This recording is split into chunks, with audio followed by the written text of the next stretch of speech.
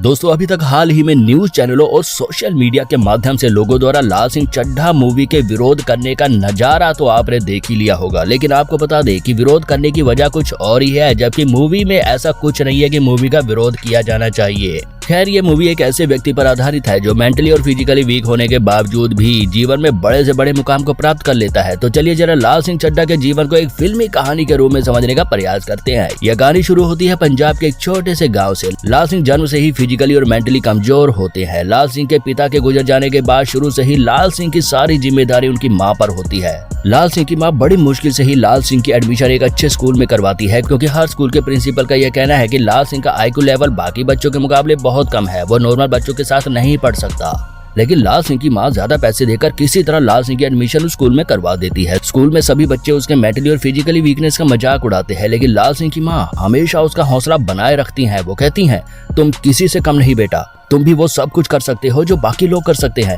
एक दिन उनके स्कूल में एथलीट रेस होती है, लेकिन लाल सिंह को इस रेस में हिस्सा नहीं लेने दिया जाता है।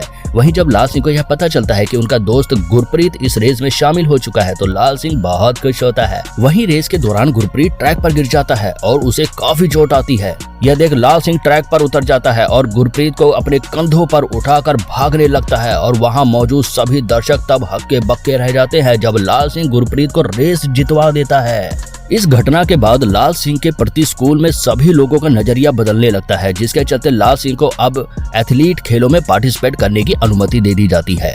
इसके बाद लाल सिंह की जब उम्र बड़ी होती है तो वह कॉलेज में एडमिशन लेता है।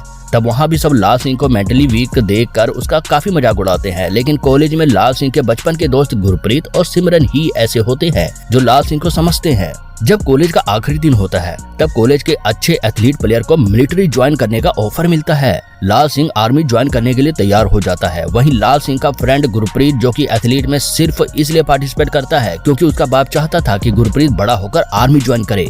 लेकिन गुरप्रीत का सपना तो अपने पिता की तरह एक मिठाई का बिजनेस करना था, लेकिन पिता के सपनों को पूरा करने के लिए गुरप्रीत आर्मी ज्वाइन कर लेता है। उधर सिमरन, जिसे लाल सिंह बचपन से मन ही मन चाहता है, वह एक सिंगर बनना चाहती है, इसलिए वो सिंगर बनने के लिए मुंबई चली जाती है। उसी दौरान भारत पाकिस्तान की जंग छिड़ जाती है। सभी सैनिकों को मोर्चा संभालने के लिए जंग में भेज दिया जाता है। गुरप्रीत और लाल सिंह भी सैनिकों की इस बटालियन में शामिल होते हैं। गुरप्रीत लाल सिंह से कहता है कि मैं इस लड़ाई में मरना नहीं चाहता, इस जंग के बाद मैं यहाँ से जाकर स्वीट शॉप का बिजनेस करूंगा। तभी युद्ध के दौरान एक बड़ा धमाका होता है। वह सभी बुरी तरह से घायल हो जाते हैं, पर लाल सिंह इस बम ब्लास्ट से बच जाता है। लाल सिंह दुश्मनों का सामना करने की बजाय अपने घायल सैनिकों को उठाकर एक सुरक्षित स्थान पर ले जाना शुरू कर देता है।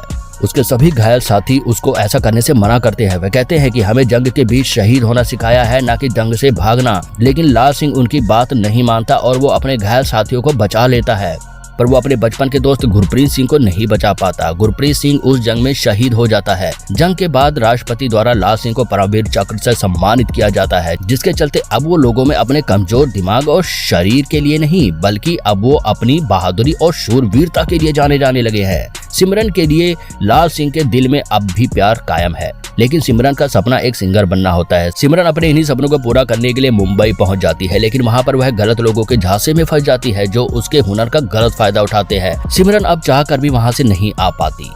समय बीतता गया और लाल सिंह का आर्मी से रिटायर होने का समय आ जाता है। वह आर्मी से रिटायर होकर अपने बचपन के दोस्त गुरप्रीत के स्वीट शॉप के सपनों को पूरा करना चाहता है, जिसके चलते उसने एथलीट और आर्मी से कमाई गई सारी कमाई मिठाई का बिजनेस शुरू करने में लगा देता है। लाल सिंह को ऐसा करता देख लोग उसे बेवकूफ कहने लगते हैं। दोस्तों ये बात तब की है जब 1984 के दंगे हुए थे। उस दंगे का असर हर इंसान पर पड़ा।